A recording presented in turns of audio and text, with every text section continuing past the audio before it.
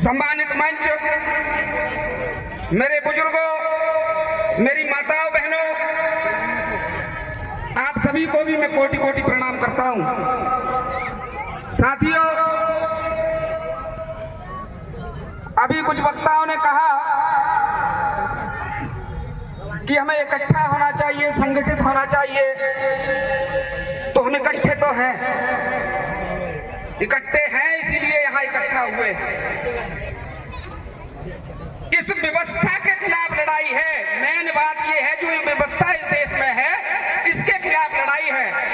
और आप विश्वास मानिए, इस व्यवस्था में जो विरोध इस देश क्षेत्र में मैं आराम सिंह बगड़ावत झेल रहा हूं, वो आप कोई नहीं झेल रहे, क्योंकि मैं गुर्जर जाति से आता हूं, इसलिए सबसे ज्यादा विरोध मेरा होता है। और मैं आपको बताना चाहता हूं, 15-20 दिन पुरानी बात है, मेरी एक बहुत बड़ी हस्ती ने शिकायत की थाने में कि ये बहुत अड़बड़ बोलता है सोशल मीडिया पे साहब, इसको बुलाना थाने में और 2-4 झब्बे मारना। टीआई ने मुझे फोन लगाया, मैं थाने पहुंचा। आप विश्वास नहीं करेंगे, मुझे पूरा विश्वास था कि मेरी मट्टी पलीत होने वाली है, मगर जब मैं पहुंचा, मैंने कहा जय भीम साहब। टीआई ने मुझे 3 बार ऊपर से नीचे तक देखा। वो समझ गया ये पढ़ा लिखा बंदा है, कोई आलतू फालतू आदमी नहीं है। कहा उससे तुम्हारा क्या लफड़ा है, समझौता कर लो। क्यों कर लूं? आप तो मुकदमा कायम कीजिए मुझ पर। मेरा फोन लिया और मेरी आईडी को देखा, तो आईडी पे लिखा था एडवोकेट आराम सिंह बगड़ावत।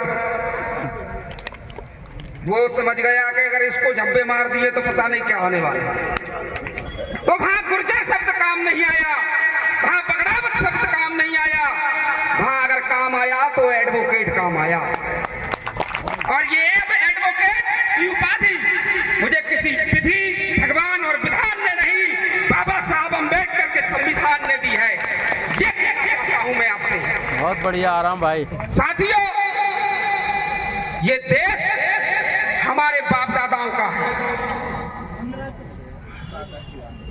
और अभी एक वक्ता कह रहे थे संविधान बदलने की कोशिश कर रहे हैं, तो मैं कहना चाहता हूं, चिंता मत करो, संविधान तो इनका बाप भी नहीं बदल सकता। साथियों, समय कम है और मुझे भी साका श्याम जी पहुंचना है अपनी बहन को भात लेके। तो मैं तो इतना ही कहूंगा कि अगर यहाँ मेरी बात को कोई ने सुन लिया, ना बोलेंगे कि भैया घोर कलयुग आ गया, आप तो गुजर भी ऐसी ऐसी बातें करने लगे, तो वास्तव में कलयुग आ गया है। मैं हर मंच से कहता हूँ, कल माने होता है मशीन और युग माने होता है समय। तो मशीन का समय आ गया है। वो राम राज था जिसमें बैलों से अनाज की दामन होती थी, और ये भीम राज है, आज मशीनें चल रही है। आपको कौन सा राज चाहिए, वो दामन वाला या मशीनों वाला? ये आपको सोचना पड़ेगा कि माचिस की तीली होती जनक दुलारी के पास, तो वाटिका अशोक में सशोक लाश पाती क्यों? फायर ब्रिगेड होता लंकेश पास, तो कपी के जलाए स्वर्ण लंक जल जाती क्यों? प्लेन और कार होते गणेश पास, तो चूहे बेचारे को वाहन बनाते क्यों? टेलीफोन सुविधा होती मथुरा से द्वारका तक, तो कृष्ण के वियोग में राधा तड़पती क्यों? अगर ये मोबाइल राधा और कृष्ण के पास होता, तो राधा कृष्ण के वियोग में तड़पती नहीं, नंबर डायल करती और बोलती, हेलो कृष्ण कहाँ हो, आई लव यू